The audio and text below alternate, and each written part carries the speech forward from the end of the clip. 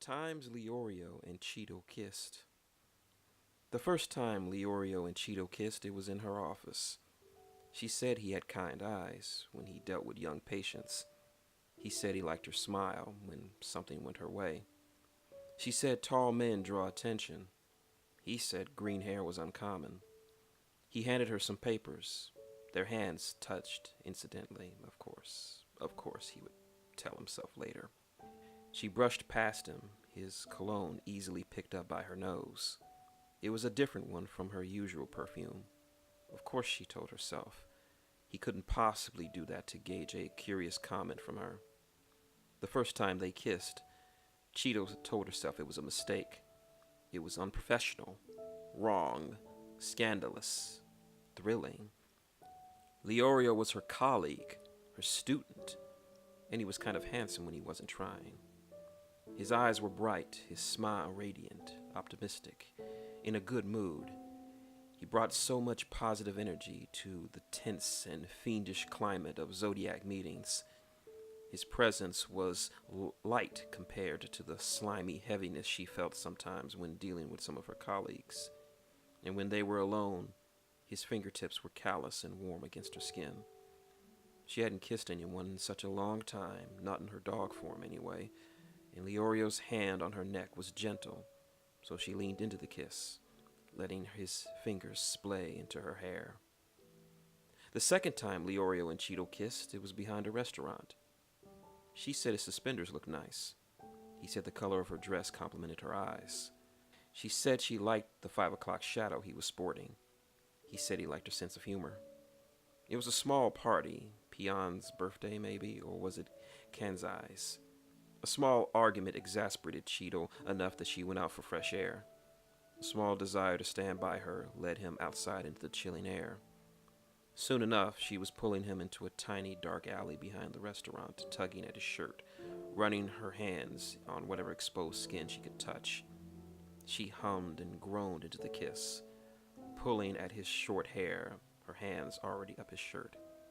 It was all kinds of wrong, dangerous, grave, risky, wickedly delicious, delightful in its suddenness, shameful.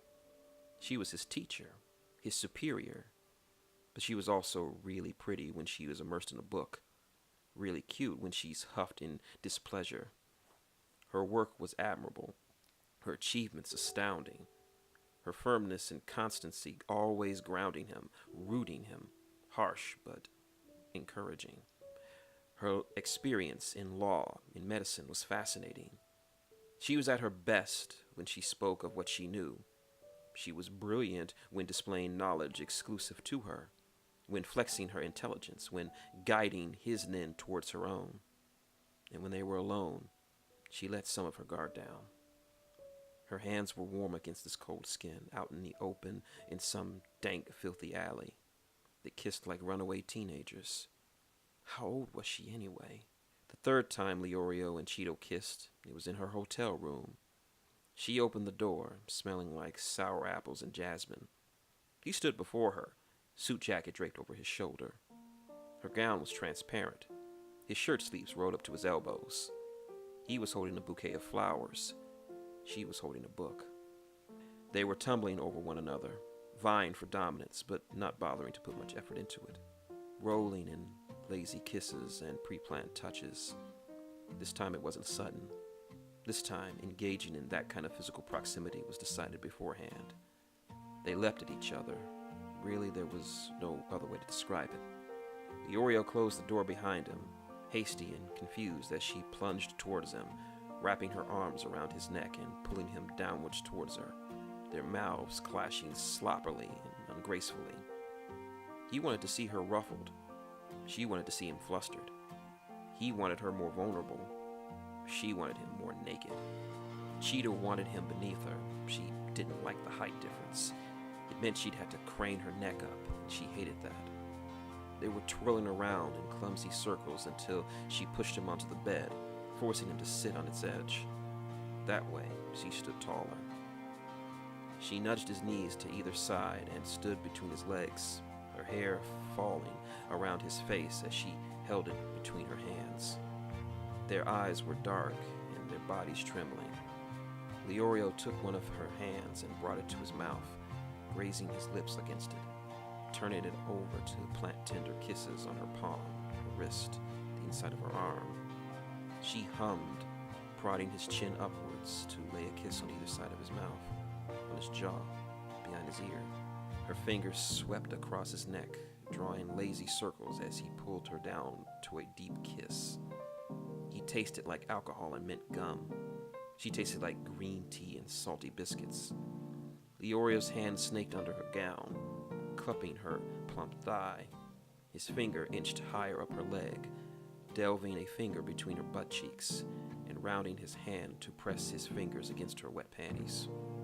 Cheadle let out a heavy sigh, pleasant as always, opening her legs wider to give him better access. She had to lean forward and grab his shoulders to balance herself when the pleasure of his thumb against her clit increased. She wanted attention somewhere else too, so she guided his other hand towards her breast and let his fingers wander over them while she used her hands to caress his shoulders and neck and jawline. He had freckles on his back and chest. She had a mole on her right breast. LEORIO buried his face in her chest, and she helped by loosening the straps of her gown from her shoulders. Cheadle moaned as he took a nipple between his lips, squeezing, dragging his fingertips over her skin, kissing and sucking. She wanted to kiss him, to straddle him, to have access to him, to drag her hands over his tanned chest and stomach, to taste him. Cheadle reluctantly pulled herself away from him, away from his touch, and offered to strip him of his pants. He helped by unzipping and unbuckling. She helped by dragging it from his feet along with his underwear. His thighs were long and thin. Her hair was pale against his skin. Cheadle's eyes lingered on him, and she felt great satisfaction at the red color invading his cheeks at the scrutiny. Her head turned around, and she pretended to fumble around for condoms, even though she already knew where they were. She gave him a chance to pull the condom over his dick as she inched closer back to him and sat in his lap once he finished, her stomach tightening when she felt his erection against her. She wrapped her legs around him and settled herself so his cock would rub against her clit. They stared at each other, their eyes fixed and murky, her daft hands undoing the buttons of his shirt, his hands rubbing her back and ass. Their movements were slow and measured, the subsequent kiss steadier and more learned. LEORIO pushed his hips upwards, gaining a delighted gasp from his senior. She grinded against him, which in turn earned a slow hiss from him. She smiled at his reaction and buried her head between his neck and shoulders, whispering what she desired in his ear. He was strong enough to lift her up a little with one arm and adjusting the tip of his dick to press against her entrance, looking her directly in the eye, wanting her to choose her moment. After a moment, Cheadle nodded and lowered herself down, shutting her eyes when he filled her completely, and then let out a long, deep sigh. They remained like that for a moment, getting used to each other, holding each other, breathing, planting quick, lazy, gentle kisses on each other's faces. When she finally felt comfortable enough with him inside of her, she began to move. He rested her head on her chest, listening to her rapid heartbeat, focusing on her heat around him. She breathed and moaned and panted in his ear, scratching his back with dull nails, sucking at his skin. LEORIO felt her tighten around him, and she whispered for him to go faster, calling his name in short gasps, digging her nails into his back. He swiped his hands along her skin, wanting to merge her smaller frame into his, pulling her closer, ever closer to kiss and to suck her neck. And when she rocked against him in her climax, biting her neck, he came right after her. The two panted against one another, growing quiet. An air of serenity and peace engulfed them. He rubbed her back, splaying hasty kisses on her shoulder, twirling her hair and caressing her scalp. She said she liked it when he was tender. He said he liked it when she was red in the face. She chuckled and leaned forward to plant a kiss on either side of his mouth. He liked that too. The first time LEORIO and Cheadle fucked was in her hotel room. It was also the first time they went out to walk together and a coffee and talked about things other than work, other than Nen, other than annoying colleagues other than the association. They didn't talk as co-workers, but as friends. Maybe, maybe not. But both were glad that neither ran away when the other leaned in.